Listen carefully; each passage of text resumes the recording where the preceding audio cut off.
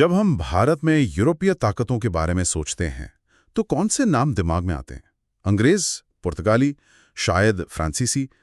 लेकिन क्या कभी डेनमार्क का ख्याल आता है? शायद ही। आज हम भारत में डेनिश लोगों की इसी भूली बिसरी कहानी की गहराई से पड़ताल करने वाले हैं। ये कहानी है व्यापार करने, उसमें बुरी तरह से नाकाम होने और फिर एक तरह से गलती से कुछ ऐसा कर जाने की जिसकी उन्होंने कभी कल्पना भी नहीं की होगी। तो आज हम यही समझने की कोशिश करेंगे कि कैसे एक बिजनेस की नाकामी भारत के लिए एक अनमोल सांस्कृतिक विरासत छोड़ गई। माहौल को समझने के लिए हमें थोड़ा पीछे जाना होगा, मतलब 1600 के दशक में। सोचिए, पूरा यूरोप भारत के साथ व्यापार करने के लिए एक दौड़ में शामिल था। मसाले, कपड़े, इन चीजों की बहुत मांग थी और इस दौड़ में अंग्रेज और डच जैसे बड़े बड़े खिलाड़ी थे। और इसी दौड़ में एक छोटा सा देश डेनमार्क, वो भी अपनी किस्मत आजमाने के लिए कूद पड़ा था। तो ये सब शुरू कहाँ से हुआ? मतलब ये डेनिश लोग भारत पहुंचे कैसे? कहानी शुरू होती है 1616 में। कुछ डेनिश व्यापारियों ने मिलकर डैनिश ईस्ट इंडिया कंपनी बनाई। प्लान बहुत सीधा था, भारत से सामान खरीदो, यूरोप में बेचो और अमीर बन जाओ, जैसा कि सब कर रहे थे। बिल्कुल। लेकिन प्लान बनाना एक बात है और उससे करना दूसरी। 1620 में उन्होंने दक्षिण भारत में तंजावुर के राजा से एक छोटा सा गांव किराए पर लिया। एक गांव? हाँ, तरंगाबाड़ी। उन्होंने इसका नाम बदलकर त्रांकेबार रख दिया और यही भारत में उनका पहला ठिकाना बना। बस एक छोटा सा ठिकाना? इतने बड़े खेल में तो ये कुछ भी नहीं था। कुछ भी नहीं। उन्होंने कारोबार फैलाने की कोशिश तो की, लेकिन बहुत देर से। करीब 130 साल बाद 1755 में उन्होंने बंगाल में एक और बस्ती बसाई। बंगाल में? वो तो उस वक्त का बिजनेस हब था। हाँ, यही उनका सबसे स्मार्ट मूव था। हुगली नदी के किनारे उस बस्ती का नाम उन्होंने रखा फ्रेडरिक नगर, जिसे आज हम श्रीरामपुर के नाम से जानते हैं। अगर पैसा कमाना था तो बंगाल से बेहतर कोई जगह नहीं थी। तो फिर गड़बड़ कहाँ हुई? मतलब बंगाल पहुंचने के बाद भी उनका सपना पूरा क्यों नहीं हुआ? देखिए, उनकी सबसे बड़ी प्रॉब्लम ये थी कि वो बहुत छोटे खिलाड़ी थे। इसे ऐसे समझिए जैसे डेनिश कंपनी एक छोटी सी किराने की दुकान हो। हाँ। और ब्रिटिश ईस्ट इंडिया कंपनी एक बहुत बड़ा सुपरमार्केट। बिल्कुल। जिसके पास पैसा भी ज्यादा था, ताकत भी और अपनी फौज भी। डेनिश लोग इस मुकाबले में कहीं नहीं टिकते थे। मतलब कोई चांस ही नहीं था। कोई चांस नहीं था। और मामला तब और बिगड़ जाता था जब यूरोप में ब्रिटेन और डेनमार्क के बीच कोई झगड़ा होता। अच्छा। जैसे ही वहां लड़ाई शुरू होती, भारत में मौजूद अंग्रेज फौरन डेनिश बस्तियों पर कब्जा कर लेते। स्रोतों के मुताबिक ऐसा 2 बार हुआ। तो फिर व्यापार कैसे करते? ये तो नामुमकिन है। बिल्कुल। नतीजा ये हुआ कि 1777 आते आते डेनिश ईस्ट इंडिया कंपनी पूरी तरह से दिवालिया हो गई। उनका सपना टूट चुका था। तो कंपनी खत्म, कहानी खत्म। लेकिन जैसा हमने शुरू में कहा था, असली कहानी तो यहीं से शुरू होती है। आपने सही पकड़ा। जब कंपनी दिवालिया हुई तो डेनमार्क की सरकार ने एक बहुत ही चालाक दाव खेला।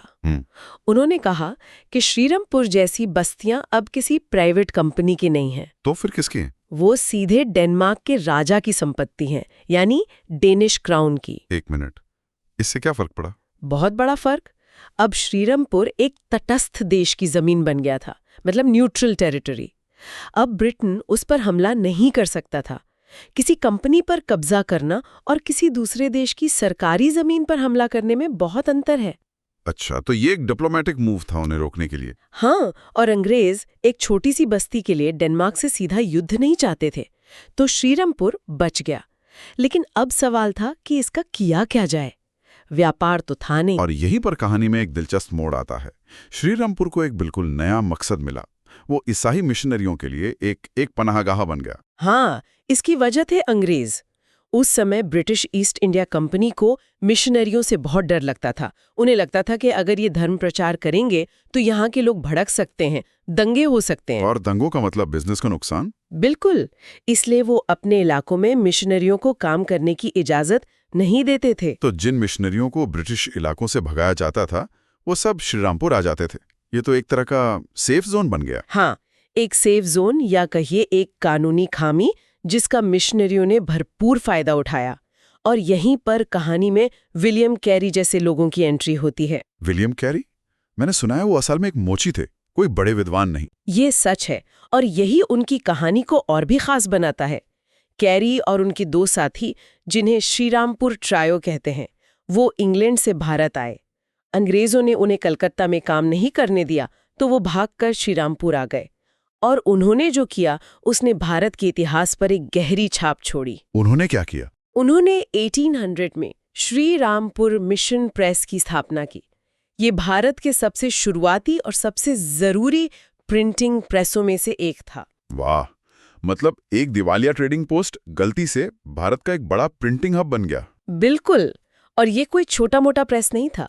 इस प्रेस ने करीब 40 अलग अलग भारतीय भाषाओं में किताबें छापी। सिर्फ बाइबल ही नहीं बल्कि रामायण और महाभारत जैसे भारतीय ग्रंथ भी छापे।